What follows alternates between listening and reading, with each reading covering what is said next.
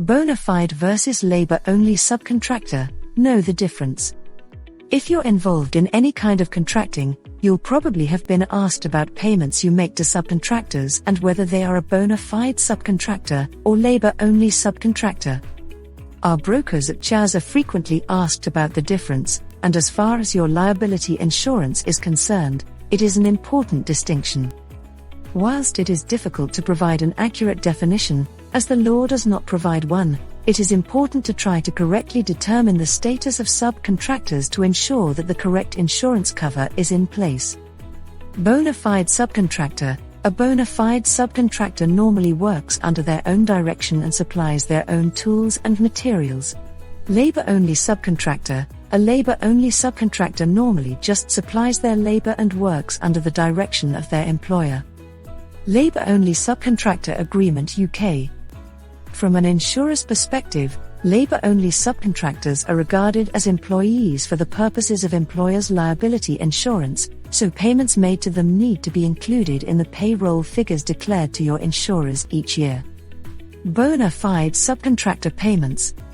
When it comes to public and products liability, bona fide subcontractor payments may still be taken into account in the premium calculation.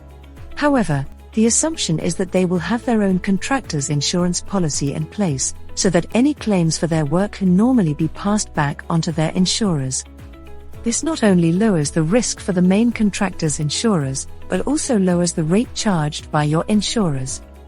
How can you tell which type of contractor is which? Some other points that can help decide which category your subcontractors fall into are: how they are paid. Contractors paid by the hour, day or week are more likely to be considered labor only.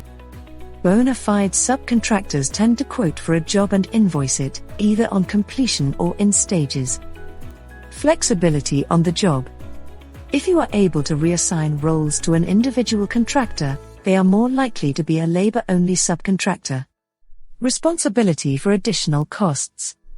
If your contractor is obliged to correct any problems with their work without billing you for the extra time, and if this extra cost or any other situation where they have underquoted would cause adverse risk to their earning, they are most likely to be a bona fide subcontractor.